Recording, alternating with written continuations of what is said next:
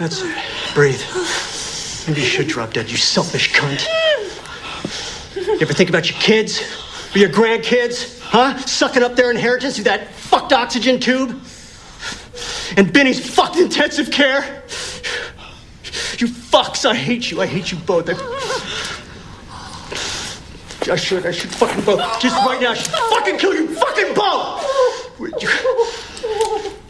You're the fucking reason this country's going down the drain. Hi, I'm Kyle. And I'm Trevor. And today, we'll be catching up on Cage. Cage. Cage, get in the cage. So for this episode, I got to select the movie. And in this case, I decided to have Kyle catch up on The Bad Lieutenant, Port of Call, New Orleans. It is a Werner Herzog film from 2009. And part of the reason I picked this movie for Kyle is that, A, he hadn't seen it, as I've noticed a lot of my friends haven't seen it, and I feel a lot of my friends need to see it. And B, like, the more I started thinking about it, and actually it was kind of funny because this was after I picked the movie, I started to realize there are a lot of components to this film that Kyle would absolutely adore, just on paper, without even having seen the film. And a lot of that has to do with the cast. Yes. Yeah, there are a lot of familiar faces in this movie that Kyle in particular, I think, would appreciate more than most folks. So this film is, I guess you'd call it like a sequel in name only to a 1992 film. It's a Harvey Keitel film just called Bad Lieutenant. That film is supposed to be fucking just filthy and awful. It has a very messy reputation among film critics and stuff. But this film, I'm not entirely sure why they put the Bad Lieutenant branding on it. But apparently Werner Herzog has gone on record saying it's not meant to have any connection to the Harvey Keitel film. So they're supposed to be two completely separate products. That's concerning because I know that this movie has nothing to do. He says that he didn't. He never watched the original Bad Lieutenant, so he may have just made a movie and they were like, "This is fucked up. Maybe we should just." It's kind of like that Bad Lieutenant movie. Yeah, I guess so. Yeah, we'll just call it like an unofficial sequel to it.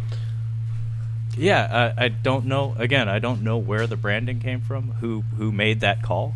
But like you had said, apparently Werner Herzog had not seen the original, and at some point it was just titled The Bad Lieutenant, Port of Call, New Orleans. That being said, it is catching up on Cage Month, and sure enough, Nicolas Cage headlines the cast. So, you want to get right to the movie, Kyle? Yeah, I just want to go on record real quick and say that this is probably one of my new favorite Nic Cage performances. This movie was a lot of fun for me, and it is a great Nic Cage. We were talking before about how you need, like, Nic Cage has a lot of energy, and you need to be able to channel that energy into a performance. Otherwise, it's kind of stupid. This is that performance. Like, this is utilizing Nic Cage perfectly, I think. He's given a lot of creative leeway with the character. Thank God. And, man, he makes a performance out of this. And this is, I've used this term before, but I call this a complete performance in the sense that it's like mind, body, spirit. So he has physicality in his performance. He has a little bit of an affectation on his voice. He has all sorts of quirks. He has Nic Cagean tirades.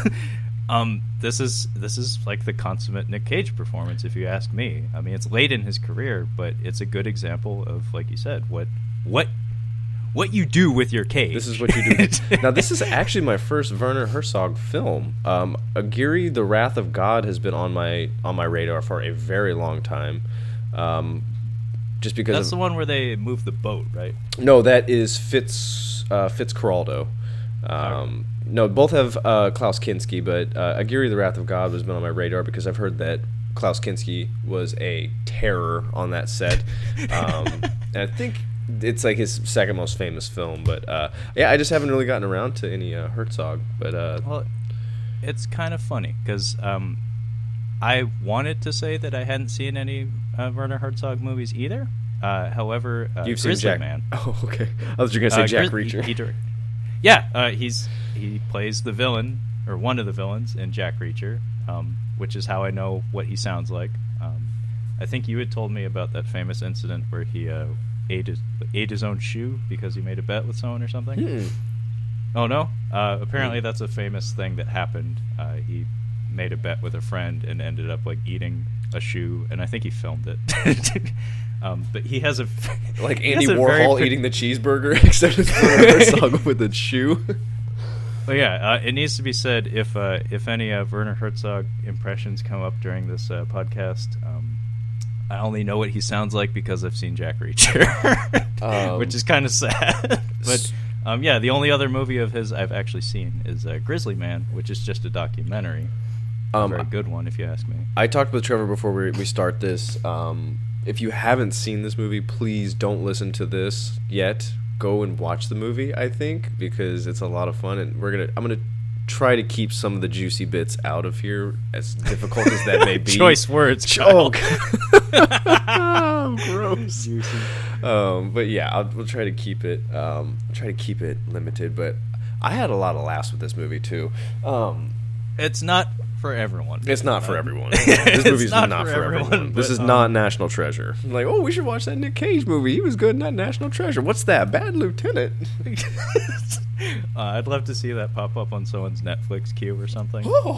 It's like, you liked The Rock. Would you like to watch The Bad Lieutenant? That's like New Orleans. It would be like Scrooge, where like the ad scared the woman to death. Like, if you were to watch this expecting something else, like, it could kill you. One of my favorite bits in that Scrooge movie is Freeway Killers. Acid rain.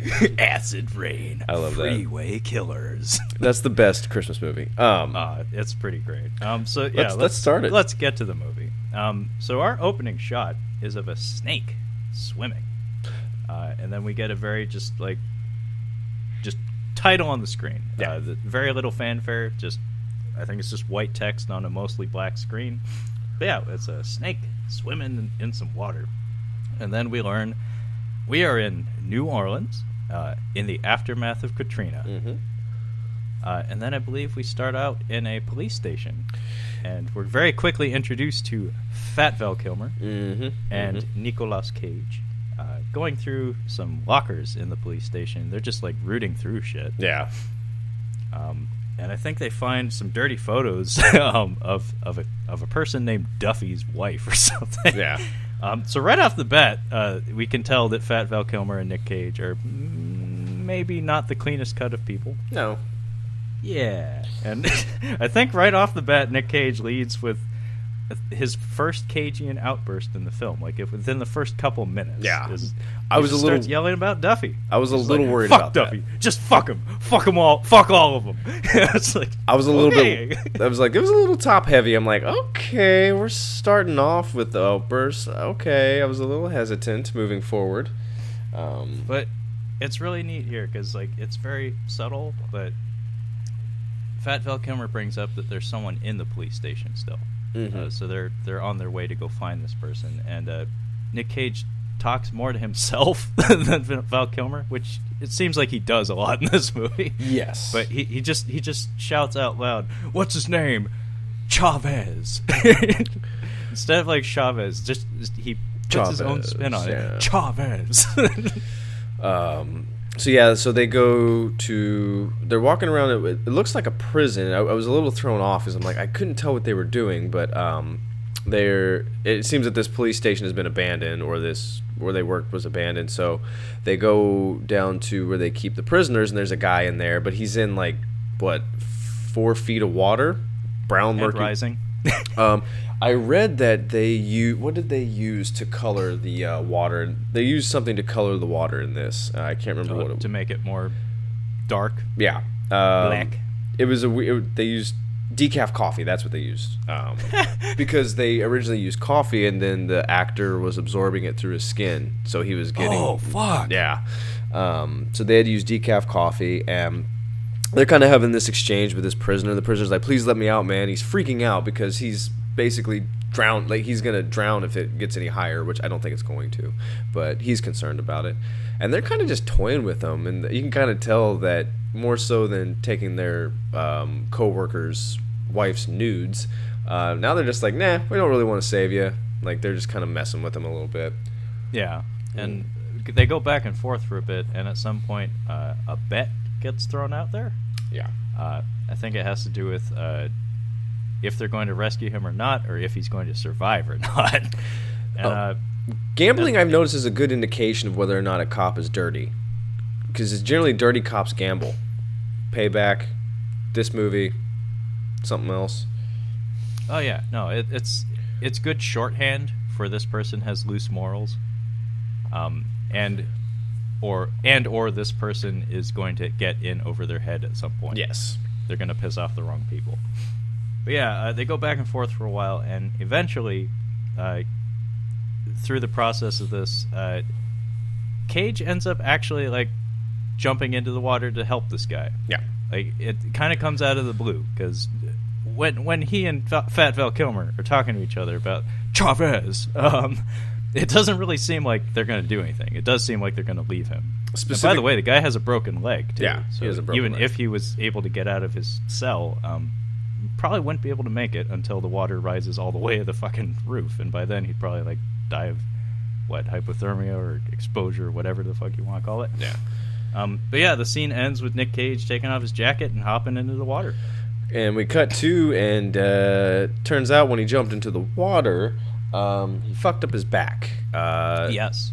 He messed up his spine. He's at the doctor, and the doctor's like, look, your back is fucked. We can't really do anything about it right now. We don't have the technology to fix it. You're going to be in pain, and I'm going to prescribe you Vicodin indefinitely.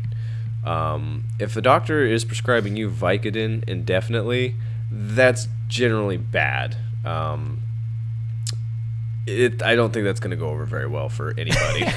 Yeah, and it's kind of interesting. Like, Nic Cage gives him a look like, are you serious? Yeah.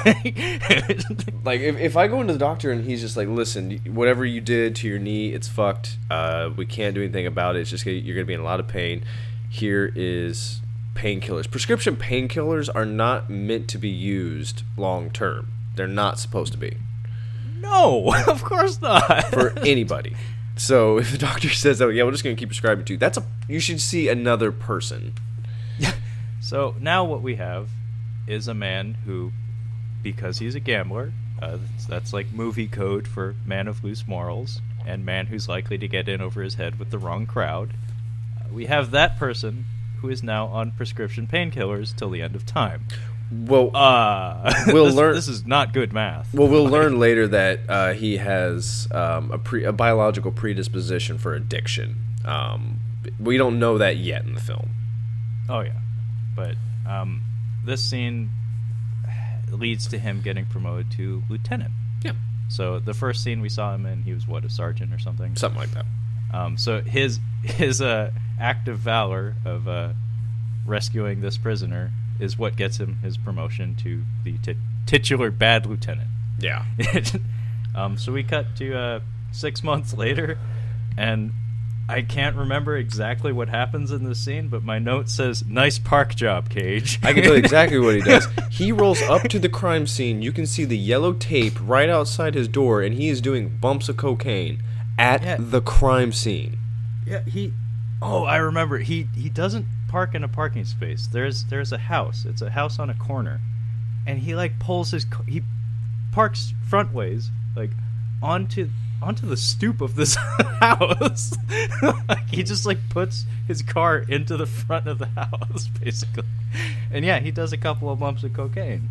And do that shit it's an active crime scene. Do that shit at the gas station. Everybody just watched you pull up. It's not even like he's been sitting in there for a little while. Like, he just pulled up. People are looking like, oh, who's that? He just pulled up. He probably has his windows down because it's New Orleans and it's muggy as shit. So yeah, he's at the crime scene. LOL. You go in. I actually like this sequence where he's doing the detective thing. He's going through. It turns out there's been it looks like a family of 5, if I'm not mistaken, have been executed. 4 people dead, all Senegalese. heroin dealers. Yes. Well, there was kids that were killed. So yeah, the whole family's killed, drug related, and he just kind of, he seems pretty normal at this point. Like, we know he just did cocaine, but he seems to be carrying himself pretty well in front of the other officers. Well, yeah, it's kind of interesting because right off the bat we kind of learn that he's actually he's very good at his job. Yeah. We'll learn a bit more about his character as a person, but as a lieutenant/detective, he's pretty good. Yeah. Like, he has good instincts, and someone actually says that directly to him at some point. But yeah, he walks around the crime scene, and he's deferring action to all of his teammates and stuff. Like, he's on top of it. And right off the bat, the physicality in his performance starts to shine through. Yeah. So and I love this kind of stuff. I actually completely forgot about that. So yeah, his back is injured, and he's carrying himself through this entire movie as though he has back issues. So he's hunched over to some degree throughout the film. No, throughout the entire film, he does look like a man who probably is in pain to some extent. His posture is definitely calculated. Like, that's not Nic Cage's natural posture. It makes sense. He has a bit of like a James Cagney-esque like shoulder slouch. It's very complete. Like, from every scene, it's very consistent, and you get a character out of it. And I really love attention and detail like that in performances. This makes a lot of, like, if you think about it, he just got promoted, and then he fucked up his back and got promoted. So now he's starting the next phase of his career, the next big, like, this is a huge part of his career, and he's doing it stoned on Vicodin. Like, you can't keep a clear head with something like that while trying to, keep pain away. So it only makes sense that he would start doing cocaine, or at least some kind of like Adderall or amphetamine, because you have to try to stay focused and be able to think, and that's hard to do with Vicodin in your system. So, well, what we learn about this character later that is kind of amazing is that he comes across as a shit human being, as we'll see. However, his superior at one point points out that he doesn't do anything but work, and you get that sense that he's just so strung out on everything all the time that he basically doesn't sleep, and he has no hobbies other than hanging out with his girlfriend and being a cop. Yeah. So he's like an amazing detective because of it, because he does nothing but work and he doesn't sleep. Well, because of how heavy the case is, we go back to the station, and the captain, did you recognize the captain? Bad guy from Die Hard 2. And he's also in Coming to America. Yeah. Oh my goodness. I recognized him as the guy at the baggage claim that John McClane fights at the beginning of Die Hard 2. Yeah, sure. And then they just start shooting on him. I thought he did a really good job. He's much shorter than I thought. Nic Cage is also a little tall for an actor, but yeah, he has a good face for acting. He's actually, I think he was Ben Urich in the Daredevil Netflix show, and he was very good in it. Ben Urich, who was originally played by Joey Pants. Oh, really? in the Ben Affleck. God. Oh. I'd say this guy did a better job. Probably. Anyway. So the captain he pulls him into his office, and he's like, "Hey, this is a kind of a heavy case, and he's like, if you're gonna be doing this, I need to make sure that you don't get into any trouble." So it's implied that the captain is aware of his substance abuse. He doesn't. Yeah, I'm not sure if he's aware of the substance abuse, but he knows he's got some shady shit going on. Yeah, but he can look past it because, hey, you're actually a very good cop. Yeah. So at this point, I think this is where he goes to meet his girlfriend. Yeah, and I just need to throw this out there. I noticed this when he was in the office with the captain. His gun is not in a holster. Yes, I said, holy shit, Cage carries a .44 in his crotch? Yeah, I was thinking the exact same thing. He carries a gigantic revolver in his crotch. Well, he even says to him, he's like, you need to be able to keep it, do you think you can keep it together? And he's like, yeah. He's just got his gun just sitting there right in the belt loop. I'm like, are you out of your fucking mind? It's a revolver. It's funny, because his outfit looks like John Cusack from Con Air. Yeah. Where it's like a Panama suit, but like a size too big. Yeah. Yeah. And so like this giant gun is like hanging out of his two big pants. And it's like, you walk around in public like that? What the fuck? We meet his girlfriend, Ava Mendez, who I don't understand this when she's cast for anything but a model. She does well in The Other Guys because it's supposed to be the gag, like, wow, that's really your wife? There's no way Ava Mendez is a prostitute whose boyfriend is a lieutenant in the New Orleans Police Department. I'm not buying it for a single second. Yeah, even from like just purely from an aesthetic standpoint, they don't quite look right together. No. Like, I feel like the majority of the cast of this film, a lot of people are cast because they have good character in their facial construction. Like, fucking Brad Dourif is in this movie. Yeah, I know. I was actually surprised. I'm like, Brad Dourif? Okay. Yeah, the casting decisions in this movie, it seems like there's a lot of character actors, a lot of people who, just from a visual standpoint, project some sort of character elements. Yeah. Ava Mendez, I don't get anything from her except for she's pretty and yeah. So she stands out as like an odd element among a sea of like people that telegraph quite a bit just by being, I guess. Mm-hmm. But yeah, it kind of strange casting. But they get together. She lives in. Does she live in a hotel? No, it's an apartment complex. It's just a really, really nice apartment complex. So yeah, she lives in a high-rise like apartment, and yeah, they do some blow. I think she's at escort status because she's not like, not what I think of when I think prostitute. I think escort. Like, she's high end, like very. Yeah, they refer to her as a prostitute, a pros, I think. Yeah. But pro. Yeah, she does seem more like an escort or something. But they do some blow, and a client of hers calls while they're making out. Yeah. So I guess that call is meant to explain to us right off the bat that it's like, oh, that's what she does. My next note is pharmacy meltdown. Yeah. This is good. This is where I'm like, okay, now I'm interested. Nic Cage is waiting to get a prescription filled for his Vicodin, and as you can assume, he's pretty dependent on it. And the lady behind the counter is still on the phone, and he just snaps. He has a meltdown. He's like, I've been waiting for 45 fucking minutes. Give me my stuff. He goes behind. Can I get my prescription, please? He goes behind the counter, which is a felony, I would assume. Like, that's high up there on things you cannot do. You cannot go behind the counter. And grabs his medication. They try to stop him, but he throws the badge in their face. So we learn that not only is he pretty dependent on drugs, he also likes to throw that badge around and do things he's not supposed to do. Uh-huh. And we'll get but it's kind of funny though, because like his impatience also it speaks to his character. Yeah. It's like, this is a guy who does nothing but work and bang Ava Mendez. Yeah.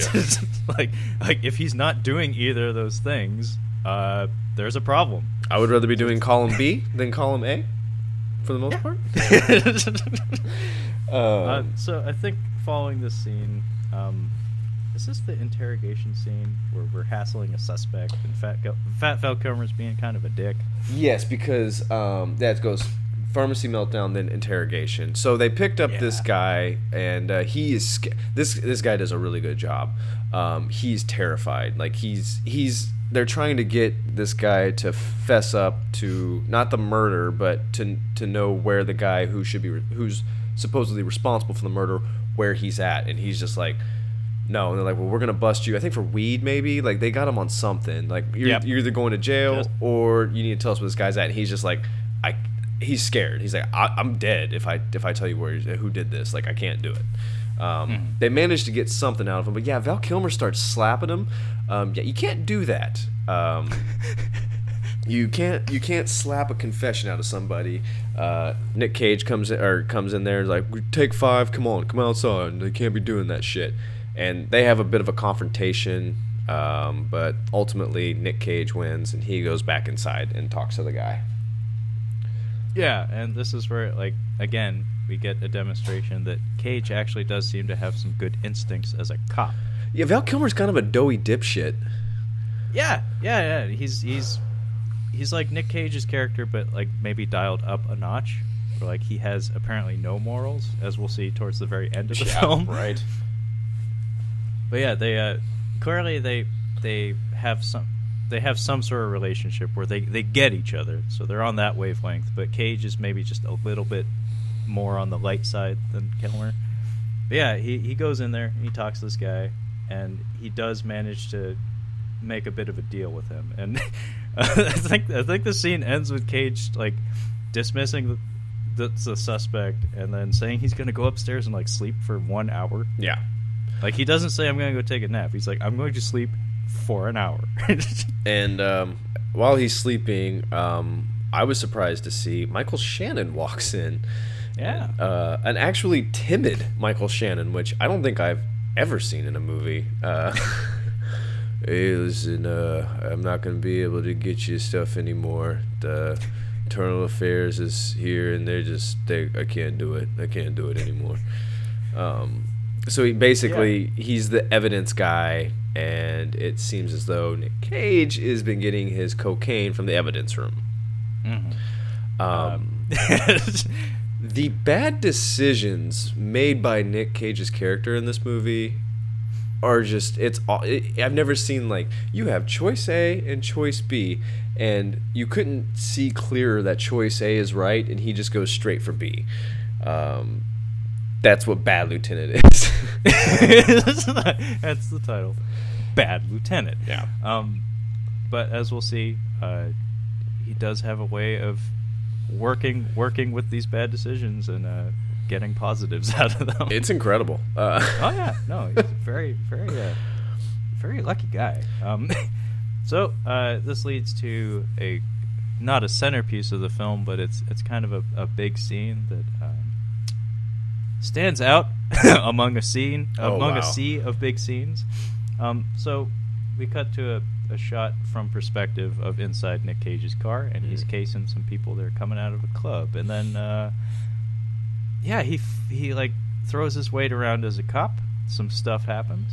He gets a hold of a couple of club rats leaving the club early in the morning, and basically shakes them down for drugs. I guess we'll leave it at that. We'll leave it at that. It's one shot. It's a very powerful scene, to say the least.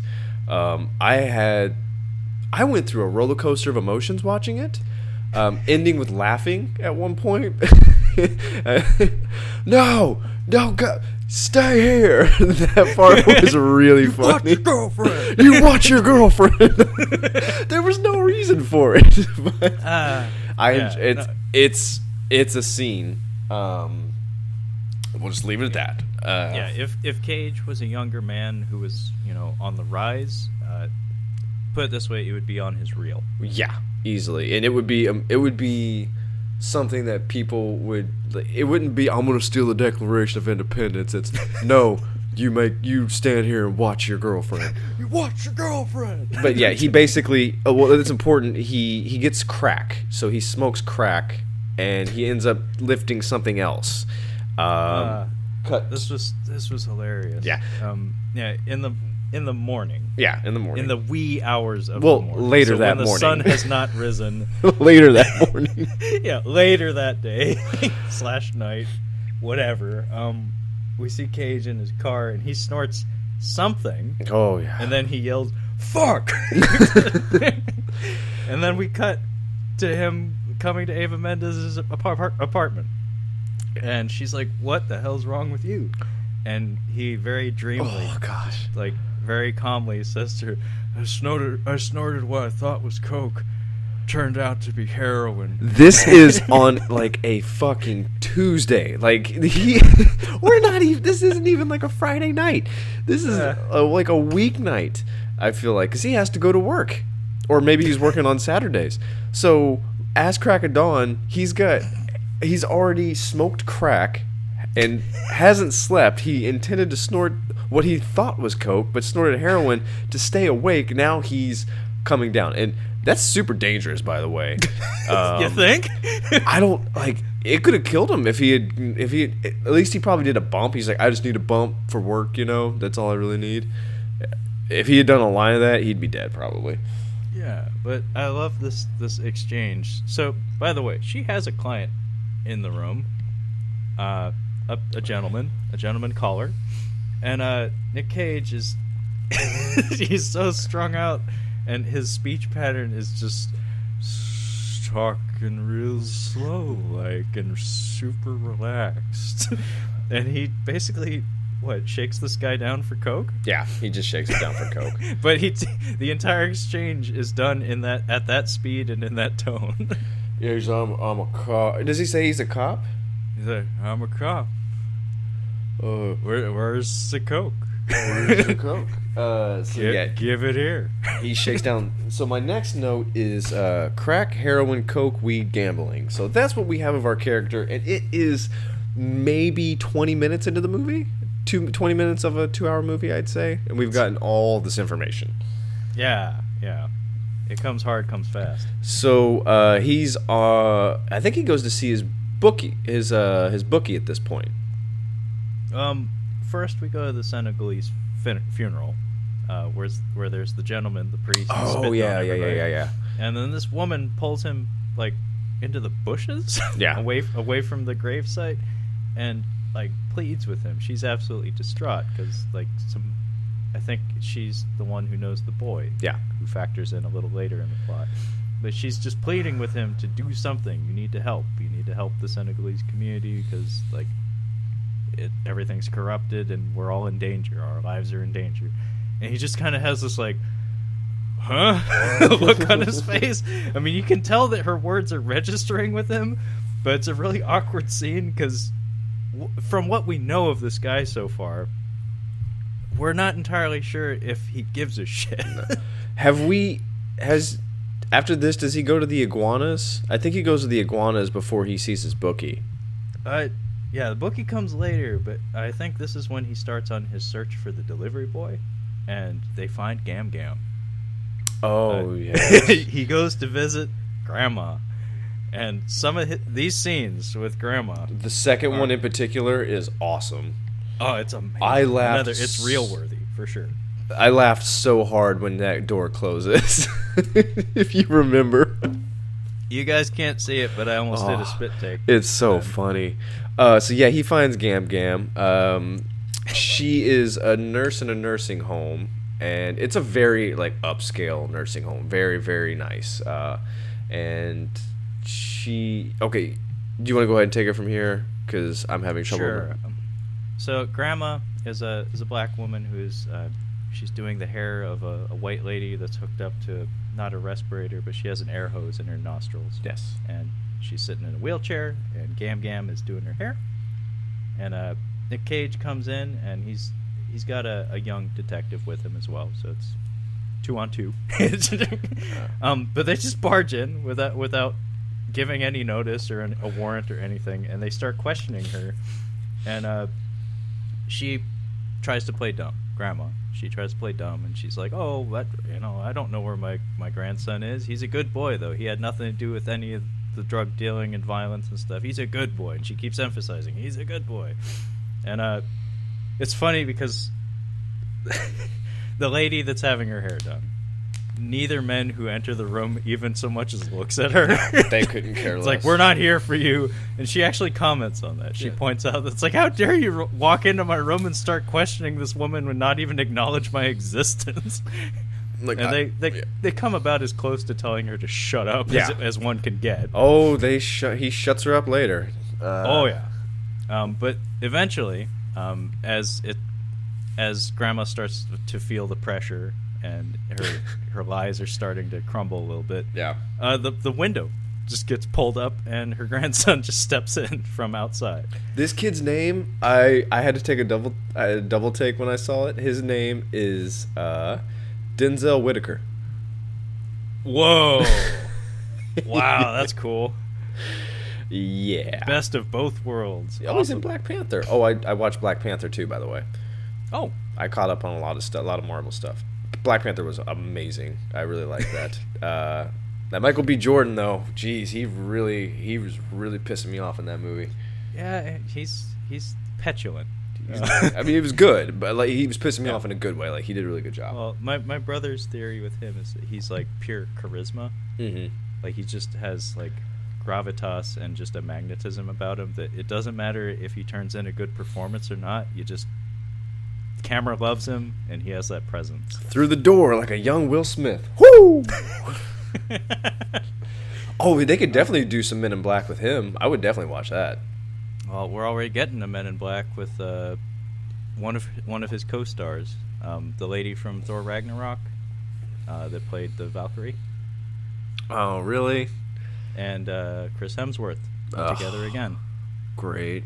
It's called Men in Black International. That's not going to be good. It's coming out, I think, this year. Okay. Oh, sure. Okay. Yeah. So the grandson pops out. He gives himself up.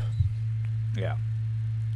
And I think now that they have him, this is when we get introduced to not the villains, I guess, but the people behind this murder. Yes. There are three of them. There are three major players here. Xzibit. Big Fate, Midget, and G. Big Fate Big Fate is Xzibit. Yes, Big Fate is Xzibit. Who I really liked in this movie too. Oh yeah, no, he's very good. He toes that line very well of being menacing and friendly at the same time. Mm-hmm. It's like, I don't know if I should ever feel comfortable around you, Big Fate. Well, nothing against rappers acting, but this is coming off of a time when rappers like DMX was doing movies with like Steven Seagal. Like the rappers were starting to do more like action movies and stuff like that. So when you see like Xzibit in a movie, you're like, oh, okay. Well, funny you should mention it. If I recall, Xzibit did a movie with Steven Seagal called Half Past Dead. Not surprised. Yeah. Well, like Busta Rhymes was in a Halloween movie. Like this was just a time where it was like, oh, that's probably not going to be a good movie. Okay, not to derail things completely, but there's something that I might want to do for the show. We'll call it the Kung Fu Hip Hop Connection. Okay, I know exactly where you're going. So yeah, in the late '90s and early 2000s, there was a series of films that were loosely connected in that they all had rappers in prominent roles and kung fu. Yeah, it was Romeo Must Die was the first one, or was it Exit Wounds? I think it was Romeo Must Die, then Exit Wounds. I think it was Romeo Must Die, then Exit Wounds, then Cradle to the Grave. All came out like within a year of each other. Oh. And it just struck me as just this funny thing that happened, and it's like, what? This is a thing now? Not that rappers couldn't act, it was just that the movies they were in were like, I don't think that's the right film for you to be in. Oh yeah. And if Steven Seagal if you're playing opposite Steven Seagal, for anybody really, it's probably not the role for you. Yeah, that's not a safe place for the beginnings of any acting career. But they basically, I think Xzibit is at he's at the police station. He's like, I heard y'all looking for me. Like, I'm right here, and he's got his lawyer with him. And they talk to, it looks like either the district attorney, or I think it's the district attorney, or whoever's I think you're right. He's the one who's going to be going against Xzibit, and they're talking about the boy. And it becomes apparent that basically Big Fate is out of reach at the moment. Yeah, like we're not going to be getting him anytime soon. So we get like a briefing sequence, and it's determined that we'll start with G, work our way up to Big Fate. Yeah. By the way, every time Nic Cage says G's name, he gives a little Every single time he says it in this movie, he goes, Cage. He says, G. So is this where we go pick up G? Yeah, they raid the house. This is great. Sequence was really fun. This is fun. This is where he goes to the back door, if I'm not mistaken. Mm-hmm. So they pull up. We just get a cut to. We pull up to this house, and all the cops are getting out, and they're about to go through the front door. And Nic Cage stops them at the last second. He's like, "Hang on a second," and like they're all ready to go. Like, what the fuck are you doing? So he walks over to the house next door, knocks on the door, and pretty much just barges in. He's just like, "I'm coming in," and he goes around the back through the back of the house, goes into the house they were about to raid through the back door, and G is actually standing at the window with his gun, like he's about to start shooting cops, and Nic Cage just gets him real quick and disarms him, and then he lets the rest of the cops in. He comes outside with G, and then they go into the house, and he actually takes G into the other room to have a chat with him. Shuts the door. Yeah. So there's a sorry, yeah, here. you're right. I'm sorry. Small but very important detail here. When Nic Cage is maneuvering through the house next door, there is a crack pipe on the table, like on the kitchen table in that house, and he just decides to pocket it. And he takes a big bag of weed too. Yeah, he just grabs their paraphernalia and just pockets it, and then proceeds to put the gun to G's head. Or G, put it to his head and escorts him outside. It's funny because when he opens the door, he like gives a laugh and almost like a knowing look towards the camera, not into it, but towards the camera, and that whole sequence is done in one shot, and it almost looks like a celebratory like expression where it's like, wow, we just did that, cool. Oh, I'm sorry. He takes from the house. I'm sorry. It's the other guy that I'm getting the two mixed up. The stakeout is for the guy that he smokes weed with. Sorry. Yeah. I was about to take... Yeah, go for it. So, yeah, now we have G in custody, and this is when he goes to meet his bookie. Yeah. Because he's feeling good about himself. Brad Dourif. Brad Dourif. Is he an Oscar winner? I don't think so. I know he was nominated. I don't think he's a French... Whoa. Oh, no, his dad was a French-born art collector. That makes sense. He's a very strange fellow. What would he have gotten it for? Mississippi Burning? Cuckoo's Nest, maybe? Nah, he didn't have a big enough role in Cuckoo's Nest. I think it was probably Mississippi Burning, because it looks heavy, really heavy. I've seen it. It's a very good movie. I'm assuming that's the soundtrack grates on you after a while, though. It just has this drone that plays throughout like half of the movie. It looks good. I might check that out. But yeah, he meets his bookie, and he's very loud. He has complete disregard for other people's space. He's also, I don't know how many drugs, at least cocaine and Vicodin. But it seems that he's already in the hole for about $5,000, I think it was. Mm-hmm. But he's like, fuck it, I'm gonna go ahead and bet even more. Give me a placeholder. And Brad Dourif's like, well, I can't do that. You could do something for me though. And he asked him basically to get his daughter out of a speeding ticket or something. Yeah, just something small, not a big deal. I'm sure this probably happens. But Nic Cage is, I'll see what I can do. I'm gonna go to the bathroom. Does more cocaine. Okay, so there's something I want to just read to you real quick. I was having a good laugh at it, and I have it saved on my phone because I just like to read it every once in a while. But this list pretty much sums up a day in the life of this character. Okay, sorry, small segue. This was a reporter hung out with Hunter S. Thompson during the time which Hunter S. Thompson was doing a lot of drugs. I think this was shortly after Fear and Loathing in Las Vegas came out.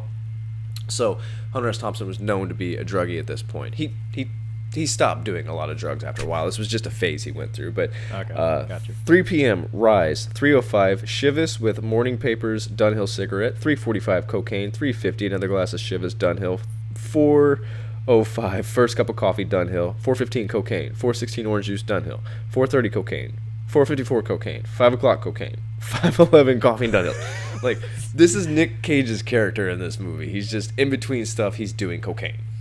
But that's not even the full day, by the way. it creates kind of an interesting rhythm for the character because a lot of scenes like end with him using some sort of drug, and then you need to keep in mind where he's at when the next scene starts. So a lot of times he'll show up to a new location and his energy level will be radically different than it was just a couple seconds ago. Yeah. And it's very jarring, but it's endlessly entertaining. This is the alligator, where we get to the alligator accident.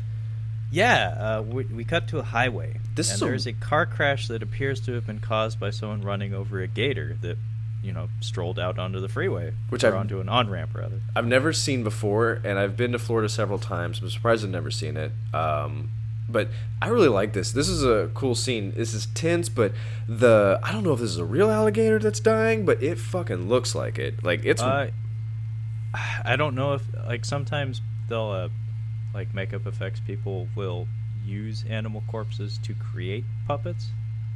Like, I know, famously for me, Nightmare on Elm Street 5, The Dream Child, they used a pig carcass to create a puppet. Okay. So they used an actual pig carcass, but they made a puppet skeleton within it, so they could, treat it as a puppet. So I suspect that they may have done that with this alligator. Well, I know I remember watching Apocalypse Now for the first time. I remember watching it, and when they slaughter the cow at the end, I'm like, that looked real. And then come to find out, they were shooting in, like, Cambodia. That shit was real. Like, oh, I'm sure. Yeah, it was real. It's harder to get away with stuff like that now, at least in American films. Yeah. But, But they did a really good job.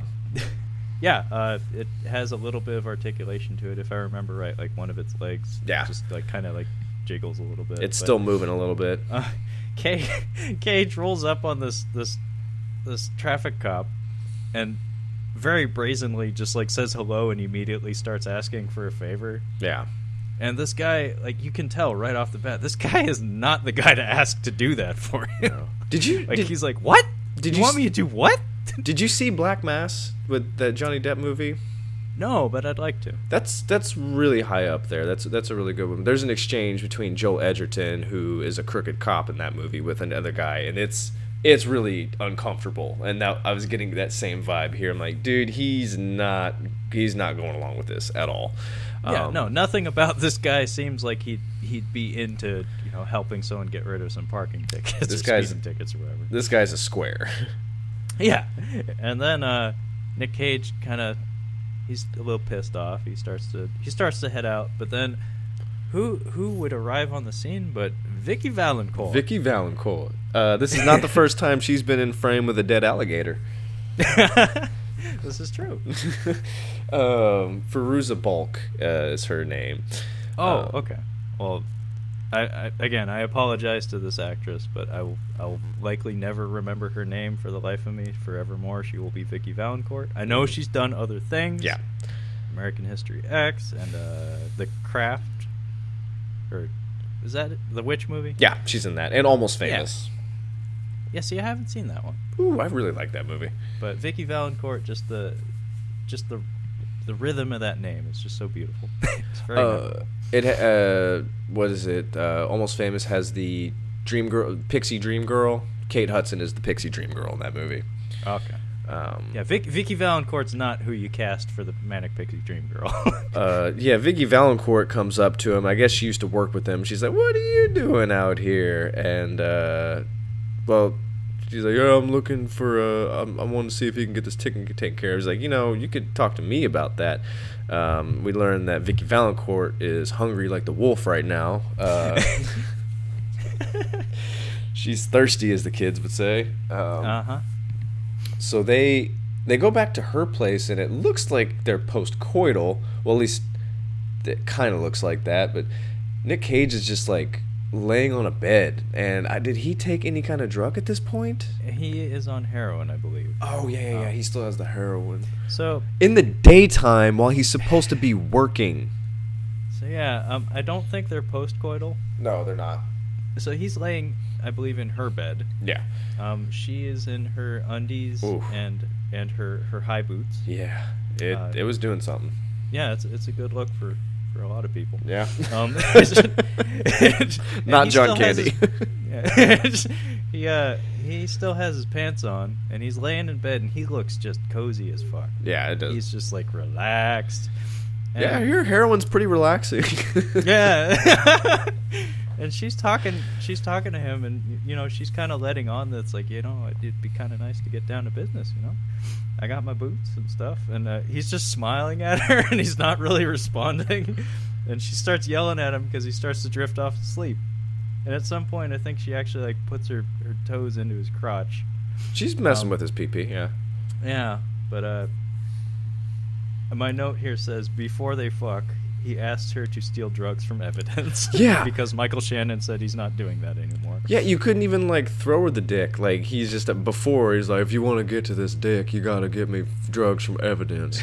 And plus, my girlfriend's Ava Mendez. I really don't need this right now. Yeah, he's not all there. To roll back like 30 seconds though, there's some interesting cinematography in this movie. It's not consistent, but occasionally there's a theme with reptiles. There is.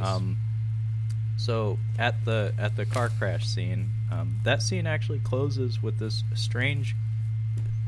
I think this was pre GoPro. Yeah. So it looks like almost like a fiber optic camera or something. It's coming. It has that fisheye effect, and you can tell that it's a very small lens that we're shooting from. But it's this camera that's just like rammed up on this alligator's face, and we get some like soul music or blues music playing, and it's just this random lingering shot of a close up of an alligator's head, surveying the car crash. Almost, well, because there was two alligators, so I was taking it as like this was the alligator, like maybe realizing that their partner was dead now or something. I didn't don't know what this is meant to contribute. I don't know either. It happens more than once in this film. I'm happy it's there, but I don't know what I'm supposed to feel. It's kind of a nice imperfection with the movie because this is a really good movie. I think all the way through. It's very tightly written. It is, and these little things are just like the little slight imperfections that just keep it from being a perfect movie. You know what I mean? Yeah, no, I mean I'm a firm believer in that nothing is perfect, and it's those little quirks that usually give it spice, you know. Yeah, so he's gonna go put money down on the bet with his bookie. By the way, I have my next note says I think Johnny Depp did less coke and blow than Nic Cage does in this movie. And keep in mind, blow takes over the story takes place over the course of a couple of decades. He does. I think this movie takes place over the course of a couple of weeks. Do you remember that scene in Blow where they're about to have the baby and Johnny Depp, he's just up in his room like trying to get stuff and everybody's yelling at him downstairs and he's like, Christ, and he's just keeps snorting and drinking and smoking like he's in the room for probably like 20 minutes just like trying to get something done. Yeah. I actually put on that movie not too long ago. Like I've seen it once before, but yeah, it's extremely watchable. I'm gonna watch it with Steph here soon because we were just watching some true crime stuff about not El Chapo. Yeah, no. What's his name? God damn it. The main guy. Fuck. You lost me. The main drug dealer from Colombia, the biggest cocaine dealer in the history of the world. I mean, Chapo is Pablo, right? Pablo Escobar. Thank you. Yeah. It is Chapo. Okay. I know things. Okay, there we go. Yeah, I didn't know that he worked for, like, they say that in the movie, but yeah, he did work for Pablo Escobar, and he didn't die. That's what's insane. Yeah, and then there's that Tom Cruise movie, American Made. Or I want to see that. I don't know anyone who's seen it. Me either. I'm not sure about the casting of Tom Cruise in that kind of role. You want him I to have be a likable? theory about Tom Cruise that he doesn't like to be made to look bad. And it, like, imagine Tom Cruise playing Johnny Depp's character in Blow. That's what I was thinking. He's supposed to be ineffable. It doesn't compute. Like, he tends to take projects where he's made to look like a cool guy, you know. As opposed to Johnny Depp, who just loves being an asshole. So yeah, my notes are kind of scarce through here. So he goes to make a deal with his bookie, and then he bets on a football game, college football. Where do we go from here? What are these fucking iguanas doing on my coffee table? This was a funny scene. So he's he's doing even more cocaine. It seems like he's fucking high. And I remember he goes into this. They're staking out a place, and he comes in. Val Kilmer, a bunch of other guys are in a room, and he's just like, "What's with these iguanas?" And he's like, "What iguanas? The iguanas right here." He's like, "What iguanas?" And he touches them. He's like, "Right here, these iguanas." He like slaps one. Yeah, he slaps. So now I'm like, is he actually seeing the iguanas, or is it like they're stuffed or something and they're not really there, or like they're not really alive and he thinks they are? I mean, I don't think of cocaine as a hallucinogen. It's not. But maybe if you combine every substance on the planet, it results in one. Well, yeah, if you're throwing in heroin, no sleep, and cocaine, he could be hallucinating a little bit. But he insists that there are iguanas there. Yeah, they're staking out this place, and we get another weird like fiber optic / GoPro shot of a close-up of these iguanas. It's like a 20-second take of just close-up footage of iguanas looking at Nic Cage and soul music. He's just staring at these iguanas the whole time. At some point, though, he loses interest and he just starts looking off into the middle distance. It's like you're boring me. I'm done with you. I'm done with this. Yeah, so they're looking for G at this point, if I'm not mistaken. No, they already got G. Who's this? They raid another house, and this time I think it's Midget. So they do a soft raid on this house. So they come to the door, and a woman answers this door, and she's carrying a baby, and she very loudly says like, "Oh, he's not home," and then very quietly says, "He's in the armoire. He's in the armoire." So Nic Cage and his team of detectives they enter the home. No, he only takes his partner because I forgot to mention he has a young partner in this movie. He's new, like rookie. He's the one that goes to the nursing home, and he leaves everybody else outside. He's like, "You come with me." He takes the new guy in. And he knows where Midget is, so he sends the other guys off to explore the rest of the house while he and his partner go in and apprehend Midget. And sure enough, he's exactly where the lady said he was. They pull him out, and then Nic Cage kicks everyone out of the room, and he has a little sit down with Midget. And yeah, he lights up a joint, which would be if you're being raided, like the cops are coming for you, and then the lieutenant sits down on the bed and starts to smoke weed in front of you. In 2009, we were not cool with weed just yet, even. Yeah, I would be alarmed too. He's trying to get information out of him, and he's just like, "Are you out of your fucking mind? I'm not telling you anything." But I think he arrests him and takes him downtown. I don't know if he gets any information from him here. No, I don't think on the spot. But then we cut to Nic Cage coming back home to visit his dad and his stepmom, I'm guessing? Yeah, Stifler's mom. Yeah, Stifler's mom. Yeah. It's from American Pie. And she's just on the porch drinking a beer. I like her in this movie. I was surprised. She's very good, yeah. I was surprised to see her. I'm like, Jennifer Coolidge. Huh, okay. Yeah, she does that really well, where it's like, I don't know, she does that like burnt out thing really well, where you can tell like at some point she probably had a heart of gold, but now she's just got too many miles on her, and she's just like sad. I want to watch Best in Show again. I haven't seen it in a while. I just remember loving Larry Miller in that movie. But yeah, so he goes to visit his dad, and I guess they're in the middle of a fight. I guess she's saying that he's in AA. We learned that his dad's an alcoholic. This is why I was saying he might have a predisposition for drug addiction. I guess they have a dog. The dog. So dog's adorable. So the problem is like he's freaking out. He says, "I don't take care of the dog. The dog's barking. It's stressing him out." And he's like, "Dad, I'll take care of the dog. I'll take the dog with me." He said he's already called Ava Mendez, and she's gonna take care of the dog. This is funny. So he takes the dog to her apartment, and she just answers the door, "Fuck you." Like, that would be the same reaction if I was to come home with a rescue, because my girlfriend loves dogs, and if we get a dog, we're not getting rid of the dog. So I was just to come home with a rescue, she'd be like, "Fuck you." Like, we're definitely not getting rid of this dog. Now we have 3 dogs. It's kind of sweet. I was concerned though for him, because their relationship is based on drugs pretty much, and some kind of mutual attraction.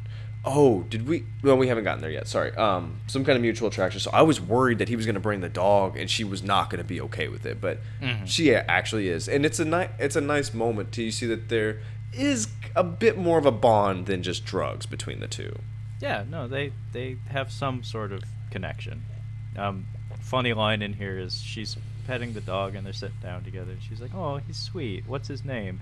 Nic Cage just pauses and he's like scratching the dog's ear and he's like, I don't know. And she's like, hang on, you took your dad's dog, you don't even know its name?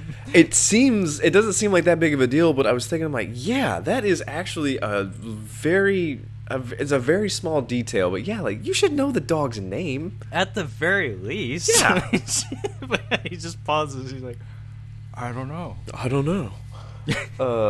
So yeah, he leaves the dog there, and I think he gets the kid at this point.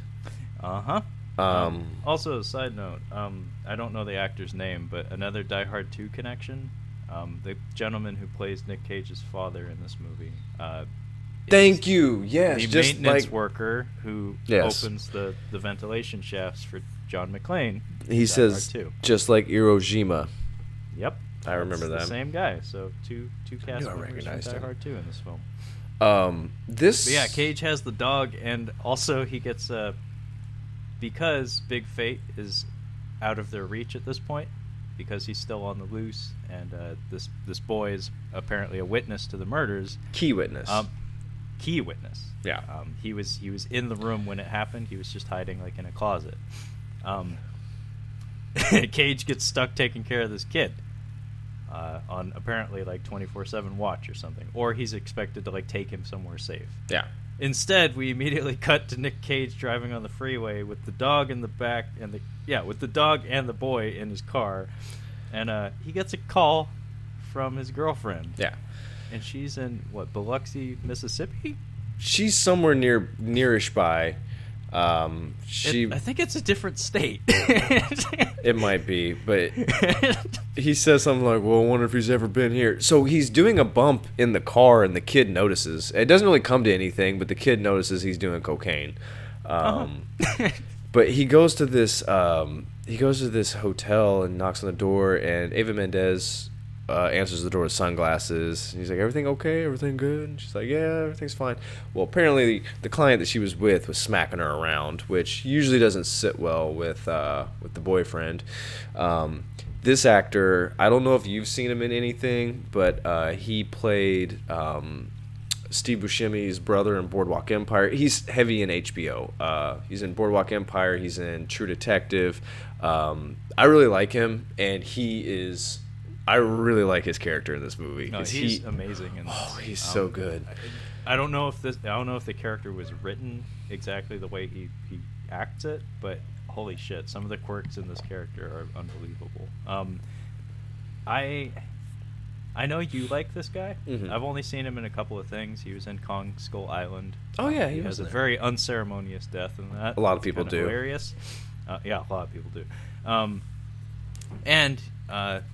I guess this doesn't break your rule because you've seen him in other things before it, but he is part of the Fast and Furious franchise. Oh yeah, he doesn't break that. Okay, and he's a minor element, so yeah, you're still clear. You're still clear. But yeah, my favorite quirk that he has is the word "whoa." Whoa, man. Just the word "whoa." Whoa, whoa, whoa, whoa, whoa, whoa, yeah, whoa, whoa, and oh yeah. Yeah, this whole scene is good. So I guess he paid $10,000 for the hour. He doesn't get to finish the hour, so he's like, take his money back because he slapped you around. He's like, listen, man, my dad is a TV repairman, and he has a massive set of tools.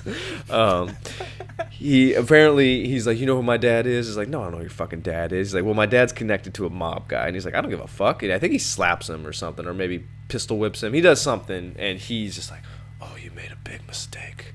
And he's just, whoa.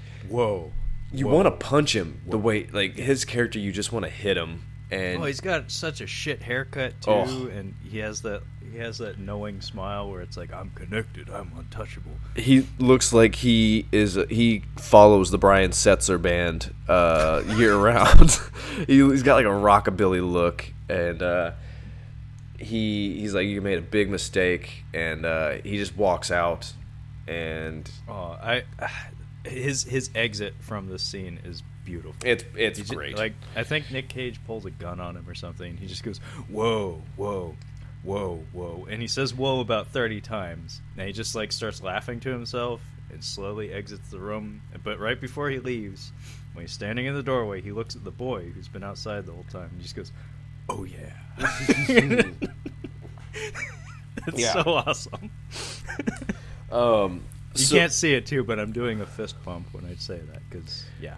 So it's pretty spectacular. They decide to stop at a casino hotel, some kind of slash, and they grab a table, and Nic Cage goes to do something. I don't know what he does.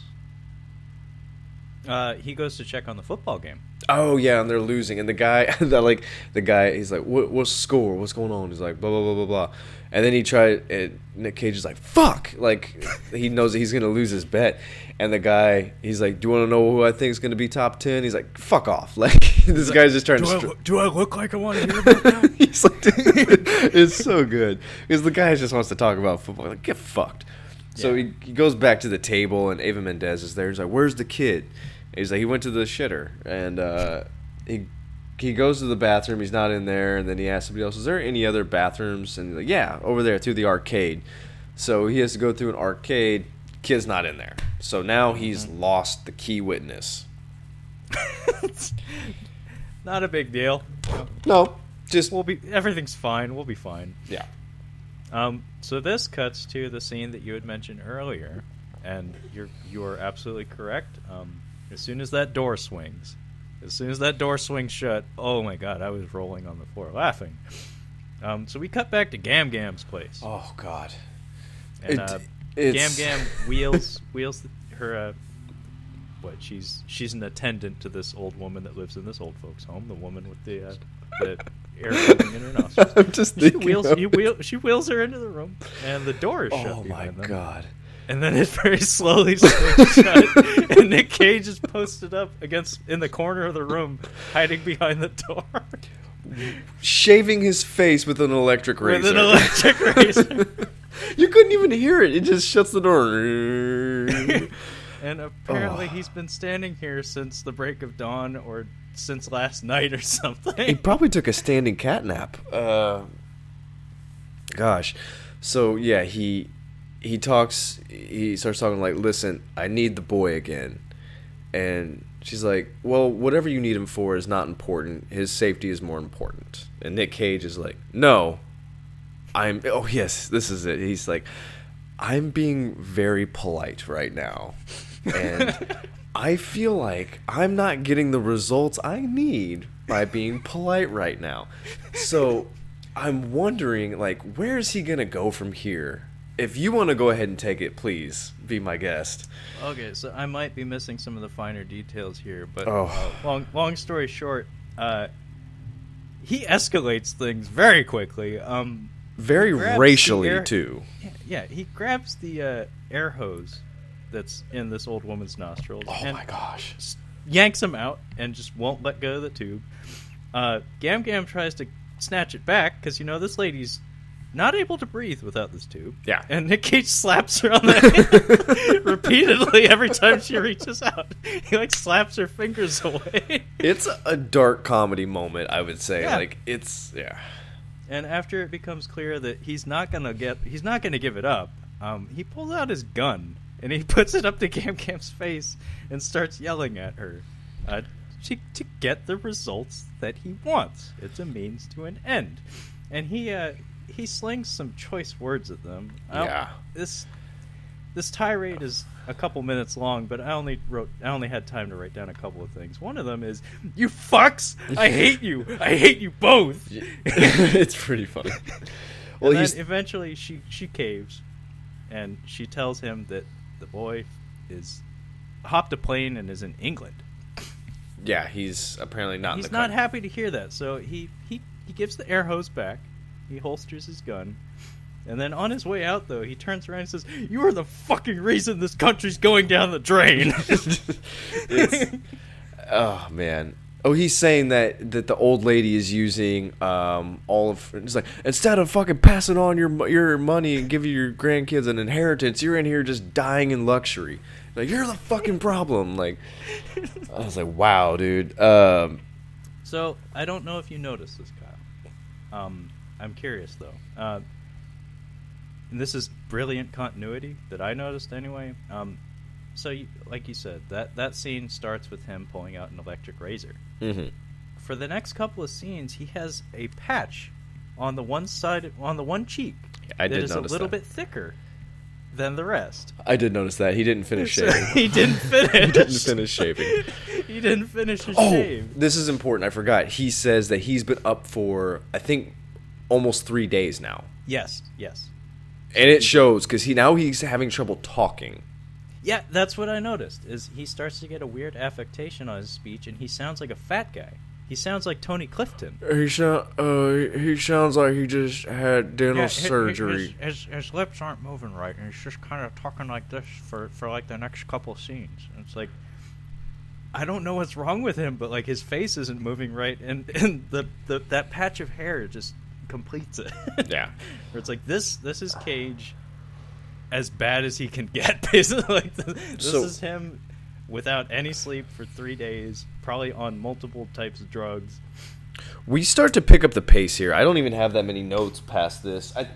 My last note is, dude, he's suffocating an old woman. Yes, he is. Oh, okay, so 3 people from this movie are from that first season of True Detective, which also takes place in Louisiana. That's my other note. And then I said, I don't know if he has to take a urine test, but I have in here, I'm pretty sure that the lieutenant's urine sample would melt the cup. Yeah. Just eat Accurate. right through. Ugh. So yeah, we have a scene where Brad Dourif shows up at the station. Oh my gosh. Cage owes him 5 large, and he is brazen enough to show up at a police station demanding it. He owes him like 15,000. Yeah. Are you out of your fucking mind? You show up to a police, like, dude, keep your work and pleasure separate. It needs to be said that Brad Dourif is sporting a lovely gray ponytail in the film. It doesn't look bad on him, honestly, because, I mean, Brad Dourif's actually, it looks kind of appropriate. It works. I think it works for him. Yeah, he's rocking it. Brad Dourif, like, his character, like, this is a good move, by the way. Like he's gambling with the mob, basically, and he's just, like, calling them out in front of his entire floor. Like, they're all just right there. It's a demonstration of power. And then we have a scene where Cage gets called to Eva Mendes' apartment. Oh, yeah. And this is where things start to ramp up quite a bit. Whoa guy called in the cavalry. Yeah. Called in some thumb breakers or knee breakers. This is a really uncomfortable scene. Yeah, it's very uncomfortable. There's this gentleman. He's not a Goomba, but he's a heavy of some sort, and he's got Eva Mendes like cradled in his arms. He's not letting go. And then there are 2 other heavies in the room, one of which is Sam Medina, who we have seen previously on the show in Venom. Who was he in Venom? He was the guy that gets his head bit off at the very end. Okay. Yes. Like I said, man, he pops up in funny places, and he has a look. He does have a look. And yeah, he's replacement Danny Trejo. Actually, yeah. He's multi-ethnic too, so he can be whatever the fuck you need him to be. He can be native, he can be kind of looks Hispanic, he can be Asian. He looks kind of like Benicio, just a little bit. Yeah, and he's fucking jacked. He's jacked as hell, yeah. Especially in this one, because he was younger. But the scene concludes with Cage trying to negotiate some sort of terms to pay back his debts. Well, it's interesting because it sounds like he's treating Eva Mendes like she's like you would assume somebody with a prostitute girlfriend would treat, and it seems as though he's like being a dick, but in actuality he's saving.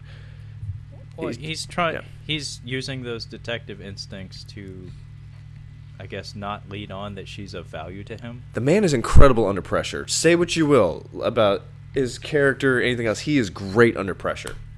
No, he's very quick on his feet, and yeah, the way he goes about it is he like casually offers her up to the two goons in the room. Yeah, because they were like physically, which is like a fucking terrifying prospect. But by emphasizing that it's like he doesn't have an emotional attachment to her. He kind of gets her off the hook, and so she goes off into the bathroom to clean up, and thankfully, everybody leaves by the time she's finishing up. So she does not have to do the deed.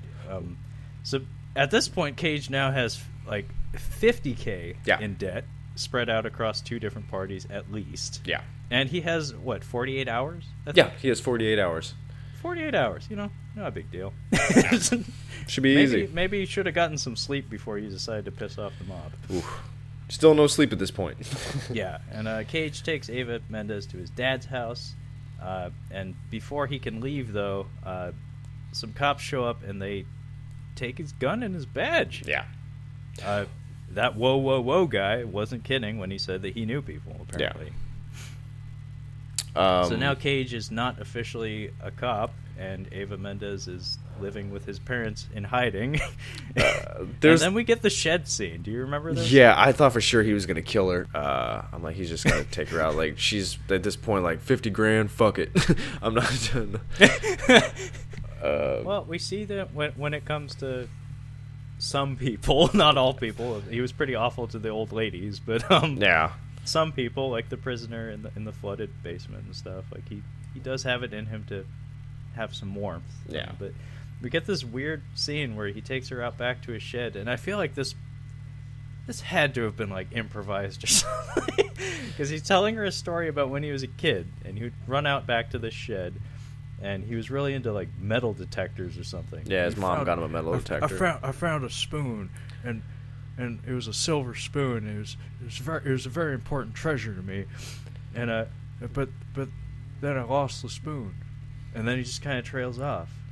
And then there's this weird jump cut where I don't know if like he or Eva Mendes botched a line or something, but the camera's like locked down, and then it's like blip, they move like a couple of inches in the frame. It's like that's one of those sore spots that you mentioned, like with the reptilian shots and stuff, where it's like I don't know that was warranted, but not every movie's perfect. Yeah. In fact, no movies are perfect.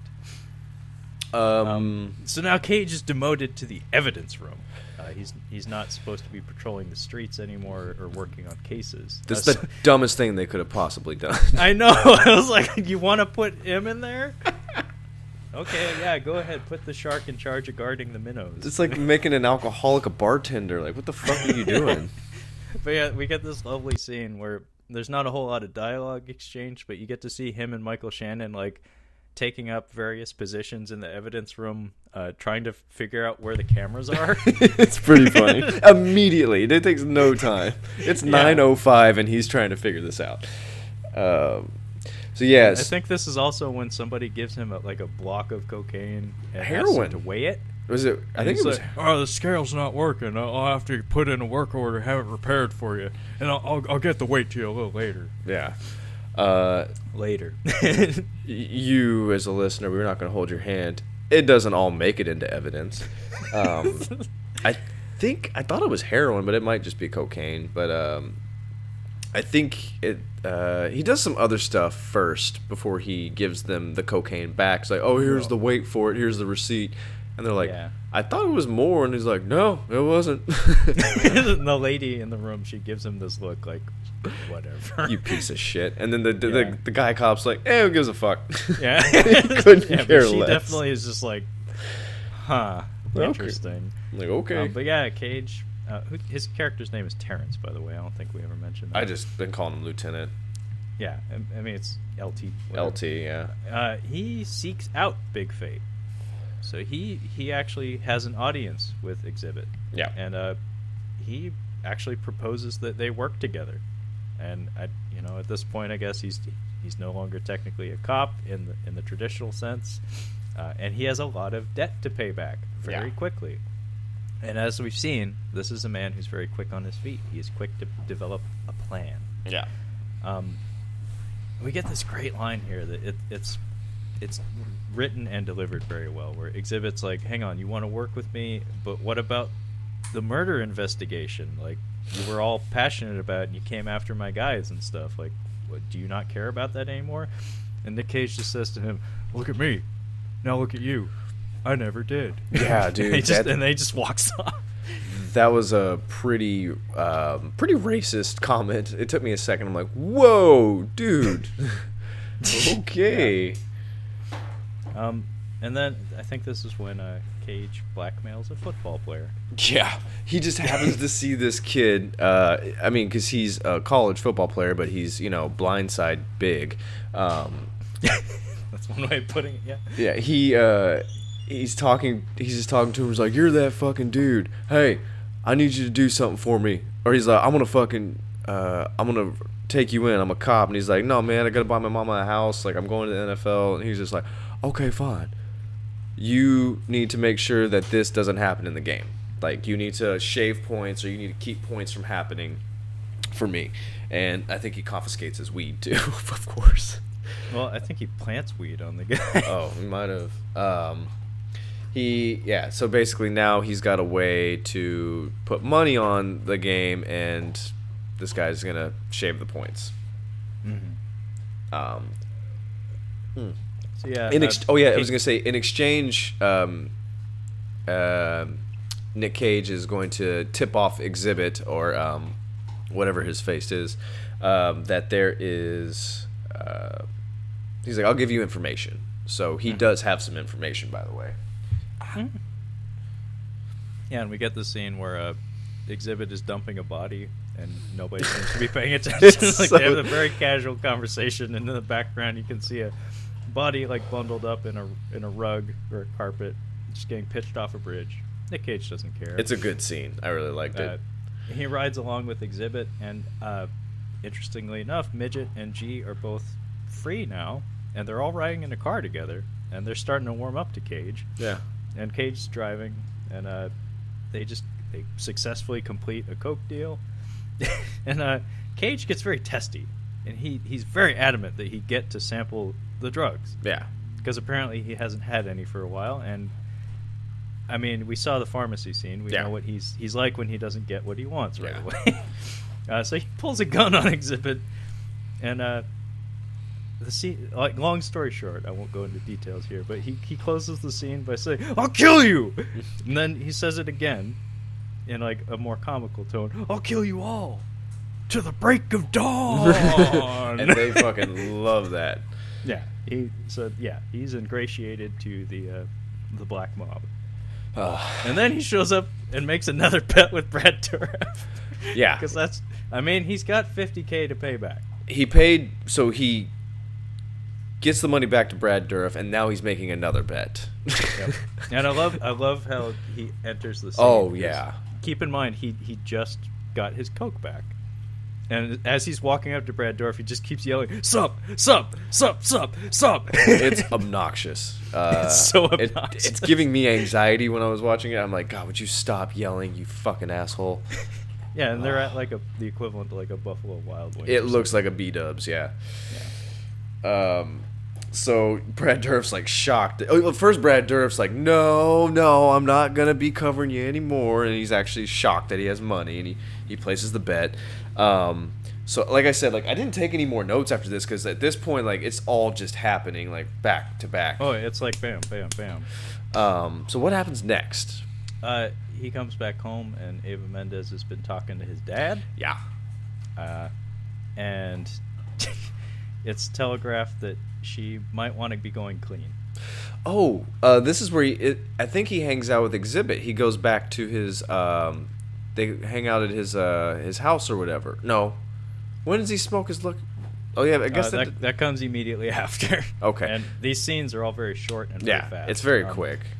But yeah, wanted to point out that when the mobsters were in Eva Mendes' apartment, her reaction to that level of menace and threat, it seemed like she was scared straight a bit. She was in shock, nearly. Yeah, it's maybe I don't want to be touching this world anymore. Yeah. She's about to go to an AA meeting with him. Nic Cage's like, "Here, I got some drugs." She's like, I'm fine right now. I think I'm good. I'm gonna go hang out with your pops at the AA meeting. Yeah. But Nic Cage is which immediately transitions to Nic Cage going to smoke some crack with the guys. I honestly thought he was gonna bang his stepmom at this scene, because he's doing some coke and she kind of catches him, and she's like, "We all have our vices or whatever," and I'm like, is he about to fuck his stepmom with some coke? Because I don't know where this is gonna go. But he doesn't. Yeah. He doesn't. He's a good person, kind of. Thankfully. Yes, this is where he goes to smoke crack with the guys. Yeah, he goes to meet up with Xzibit, Midget, and G. And he smokes some crack, and his dry laugh is fucking terrifying. Yeah. Like, I don't know what he's channeling here, but his reaction to smoking crack is to just laugh maniacally at everything. Yeah. And the other guys in the room, they find it, like, endlessly hilarious. To me, I'm just like, oh my god, is he, like, are the blood vessels in his forehead going to explode? It's well acted, to say the least. So they're all smoking crack. You don't have a lucky crack pipe? So yeah, he pulls out a crack pipe. He's like, "What's that?" He's like, "You don't have a lucky crack pipe." And Xzibit, I mean, they're kind of just like, what? They just think that he's crazy, like he's just a little off. And they're like, okay, whatever. So Xzibit smokes some of the crack, which I thought you weren't supposed to get high on your own supply as a dealer. That's rule number 1, yeah. Yeah. He's smoking crack, and then in comes the mafia.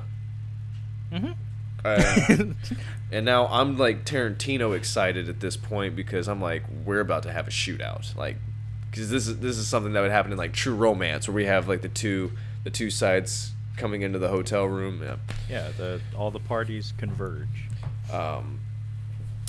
Or actually, what am I thinking? Enemy of the State. That's the one I'm thinking of. Yeah, actually, Jack Yeah. Black got shot. And Wait, hang on, why is the tech guy in the van running in with a gun? because Gene Hackman, because they're about to get shot, Gene Hackman's like, "You guys gotta get in there. You gotta get in there." I know, but he's the tech guy in the van. I mean, he's working for the CIA technically, so he's like, I probably should get in there. I mean, let Jake Busey handle it. He'll eat him. Yeah, you got them chompers. So yeah, they come in, and now the mob dudes are thinking they're gonna shake down Xzibit and the fellas, and you can kind of guess where it goes from here. Yeah, long story short, Xzibit and his boys take out the gangsters. Xzibit has a shotgun underneath his desk, and Yeah, which it's actually hinted, like, it's visually communicated to us that he is training it on Nic Cage the whole time. yeah. Like, so he's not trusting him. But when it comes to Nic Cage or three armed mobsters entering the room, he decides to kill the mobsters. So that then Nic Cage has one of the best lines in the movie. his soul is dance. Yeah. Shoot him again. And then Xzibit looks at him. He's like, "What for?" His soul is still dancing. It's And then really good. We cut to a breakdancing soul, apparently. That and then an iguana, because apparently there's a theme with reptiles. That and the snowflake quote from Mandy are two of my highest Nic Cage quotes. You're a special little snowflake. Coming from him, it works. Oh From my anyone else, gosh. maybe not. His soul is still dancing. Shoot him again.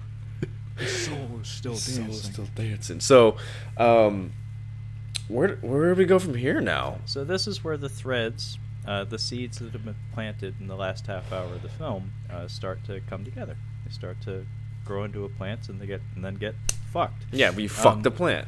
He fucks the plant. The Lucky crack pipe. was something he brought there intentionally. Yeah. So a big problem when it came to convicting Big Fate was the fact that everyone seemed to know that Big Fate, Midget, and G were involved in the shooting of this Senegalese family. The problem, though, is that they didn't have evidence to back it. No. So what they do is Nic Cage takes the lucky crack pipe, which Xzibit was kind enough to have smoked, Yeah. and now has his DNA on it. Yeah. So Nic Cage arranges to plant the lucky crack pipe in the Senegalese family's home. Then he tells his young partner to go back and investigate the scene again. I thought this was a dream, by the way. This whole sequence. It felt like it. It felt like it. But I liked it. Like when I realized it wasn't a dream, I'm like, this is actually kind of cool. I mean, it's funny. It's very funny. It's dark, but it's funny. Who comes in first? Brian Setzer guy or Brad Dourif? I think Brian Setzer guy. Yeah, he's sitting at the desk. Yeah, he's sitting at the station when Nic Cage comes in, and immediately, whoa guy, Yeah. Brian Setzer guy, basically apologizes because, you know, the 3 heavies that he threw at Nic Cage are all dead. Yeah. If he can survive that, he can survive pretty much anything. So, whoa guy says, we're cool. We're cool. Oh yeah. Oh yeah. And then yeah. he walks out again. Great. I love his character. And then Brad Dourif just comes in and drops a Okay, so Again, at a police station. At a fucking police station, to a lieutenant who is who's already been suspicious. We completely forgot about something. Nic Cage. To circle back, Nic Cage is asked about that old lady that he suffocates in the nursing home to get to the kid. Come to find out, her grandson is like a congressman or a senator of some kind. Mm-hmm. So he ends up getting questioned about that, and it was funny. And then the captain or somebody's like, "Well, they might have been able to discredit it. The old lady was kind of losing it a little bit." We'll sweep down under the rug. I'm like, my God, is that lucky that they didn't push that any further, because Jesus. Yeah. But yeah, Brad Dourif comes in and just dumps hundreds. He's just dropping Benjamins on his desk. Yeah, he gives him $10,000. He won the bet, which, by the way, right before this scene, Nic Cage actually sits down to watch the football game with I think his stepmom, and it looks like his bet is going to go sour on him, but he passes out before he sees the end of the game. Yeah. And so yeah, Brad Dourif shows up, just has $10,000 for him, and also the parking tickets or the speeding tickets. Apparently, Vicky Valancourt took care of those. Yep. So that's all wrapped up, and then practically brushing shoulders with him, passing by him. Brad Dourif leaves. The captain walks in and says, "Hey, we found that crack pipe," and Big Face going to jail. It's just one right after the other. Just one right after. They may as well have tagged in. So now they're gonna go raid Xzibit's house, and they bust in, and Val Kilmer, Xzibit's like, "You guys can't be in here. What the fuck?" And Val Kilmer and Nic Cage are the ones in the office, and Xzibit's like, "You were supposed to help me." He's calling him out, and I like Val Kilmer in this scene. He's he's not a dirty cop. He just likes to do drugs. You're a fucking idiot. He's not dirty. He likes doing drugs. So you're an idiot for believing him. And Val Kilmer is he tells him grab for the gun. He's grab for the gun. I'm gonna shoot you in the fucking head. He's like, grab it. I'm gonna shoot you in the head no matter what. So just go ahead and grab for it. So you might have a chance.